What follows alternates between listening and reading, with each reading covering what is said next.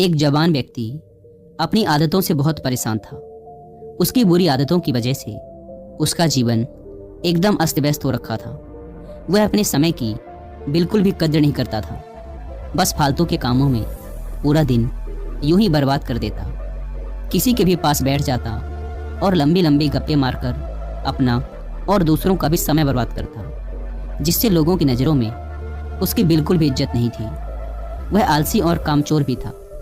जब भी उसके घर वाले उसे किसी काम के लिए कहते तो वो बहाना बनाकर उस काम से बचने की कोशिश करता, और अगर किसी कारणवश उसे वो काम करना ही पड़ता तो वो बिना मन के जल्दबाजी में उस काम को करता। और जब घर वाले उसे कुछ समझाते या कुछ कहते तो वो अपनी गलती माने बिना उनसे बहस करता। वह हमेशा ही महत्वपूर्ण कामों और फैसलों को कल पर टाल देता और हर तरह की जिम्मेदारी से बचने की कोशिश करता। उसे लगता कि अगर मैं दोस्तों के साथ गप्पे मारूंगा तो मुझे खुशी मिलेगी, अगर मैं पूरे दिन आराम से घर में पड़ा रहूंगा तो मुझे खुशी मिलेगी, अगर मैं अपने ऊपर किसी भी प्रकार की जिम्मेदारी नहीं लूंगा और खाली रहूंगा तो शायद खुशी मिलेगी, अगर मैं सुबह देर तक सोता रहूंगा तो मुझे खुशी मिलेगी। उसने ये सब करके देख लिया। उसे थोड़ी देर के लिए तो खुशी मिलती, लेकिन फिर उसे पश्चाताप होने लगता। वह अपना समय बर्बाद करने के लिए खुद को कोसने लगता। उसका मन अशांत और उद्विग्न हो जाता।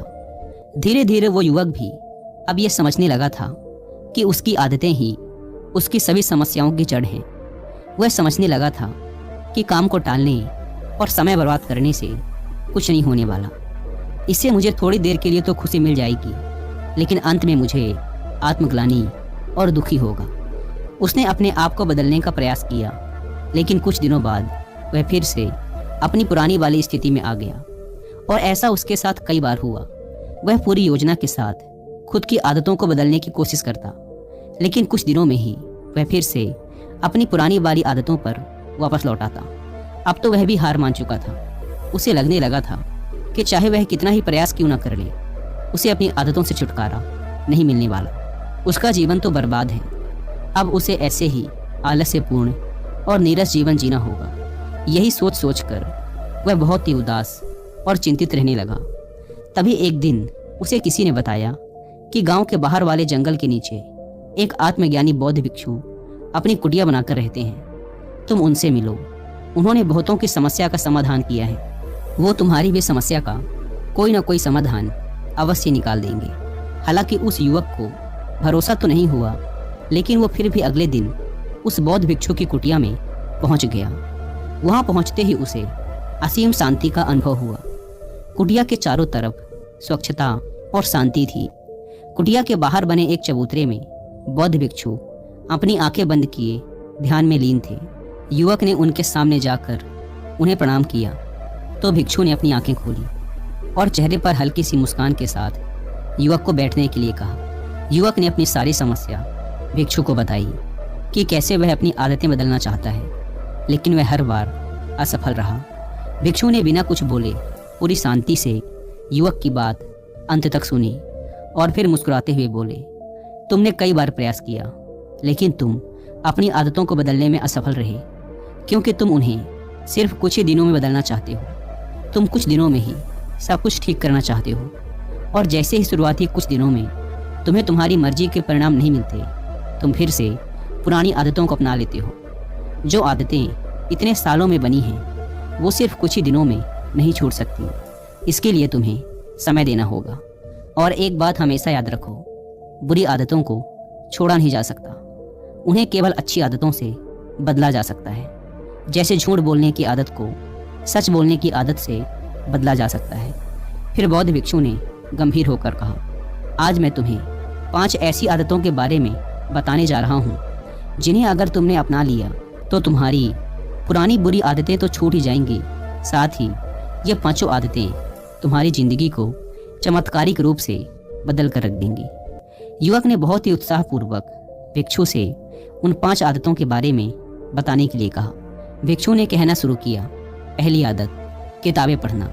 दुनिया के सारे प्रश्नों के उत्तर किताबों में छिपे हैं, क्योंकि आज जो प्रश्न तुम्हारे मन में उठ रहे हैं, आज से पहले बहुत से लोगों के मन में भी वही प्रश्न उठ चुके हैं, और उनमें से कुछ लोगों ने उन प्रश्नों के उत्तर खोजे और उनमें से भी कुछ लोगों ने उन उत्तरों को किताबों में लिपिबद्ध कर दिया, तो तुम उस पूरी प्रक्रिया से गुजरे बिना ही सिर्फ एक छोटी सी किताब पढ़कर अपने प्रश्नों के उत्तर पा सकते हो और उन्हें खुद के लिए प्रयोग कर सकते हो। किसी किताब में तुम्हें एक इंसान अपने जीवन का पूरा निचोड़ दे देता है, जिससे तुम बहुत कुछ सीख सकते हो। और इसके साथ ही किताबें पढ़ने से तुम नई चीज़ें सीख पाओगे, खुद की कमियां जान पाओगे, तुम्हारे मन में नए और सकारात्मक विचारों का जन्म होगा जो तुम्हें तुम्हारे जीवन में आगे बढ़ने में मदद करेंगे। दुनिया का हर सफल इंसान किताबें जरूर पढ़ता है, इसीलिए तुम भी आज से सकारात्मक और अच्छी किताबें पढ़ने के लिए समय निकालो। ये आदत तुम्हारे जीवन में एक चमत्कारिक बदलाव लाएगी। बौद्ध भिक्षु ने आगे कहा, दूसरी आदत, लिखना। लिखना अपने आंतरिक अस्तित्व से जुड़ाव पैदा करने का एक बेहतरीन तरीका है। जब हम हर रोज लिखने की आदत डाल लेते हैं तो हमारा सच्चा आंतरिक स्वरूप हमें महसूस होने लगता है। लिखने का सबसे बड़ा फायदा यह है कि जब हम लिखने बैठते हैं तो हमारा मन भटकना बंद कर देता है और उस विषय पर केंद्रित होने लगता है जिसके बारे में हम लिखना चाहते हैं। हमारे मन में हर समय कई सारे विचार चलते रहते हैं, लेकिन लिखने से हमारे मन के वो विचार पक्के हो जाते हैं। भिक्षु ने अपने माथे पर उंगली रखते हुए कहा, हमारा दिमाग विचारों को इकट्ठा कर उन्हें याद रखने के लिए नहीं है, बल्कि नए विचारों को पैदा करने के लिए है। और जब हम पुराने महत्वपूर्ण विचारों को एक जगह पर लिख लेते हैं तो हमारा दिमाग नए विचार पैदा करने के लिए स्वतंत्र हो जाता है।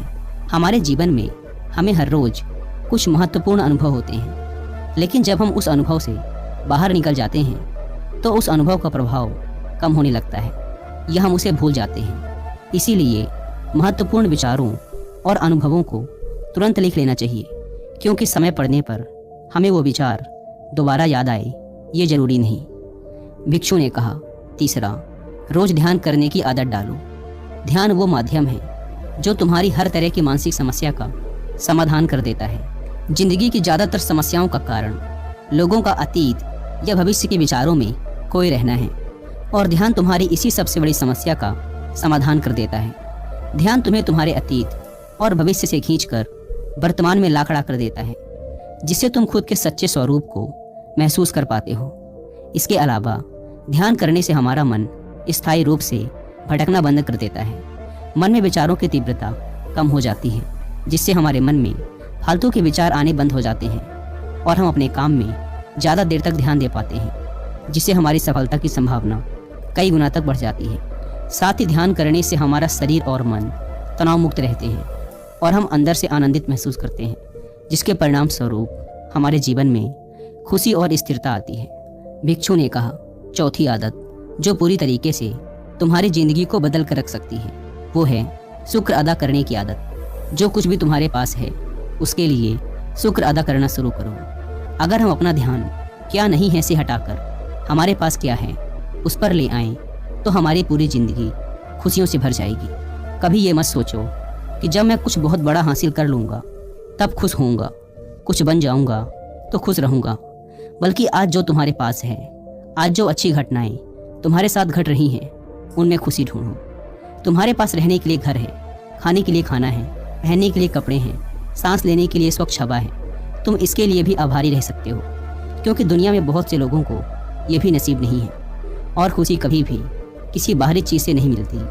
खुशी इससे नहीं मिलती कि हमने क्या खरीद लिया, क्या ले लिया, क्या बन गए, बल्कि हमें खुशी तब मिलती है जब हमें अंदर से यह महसूस होता है कि हमारे जीवन में कुछ गायब नहीं है, हमारे पास बहुत कुछ है।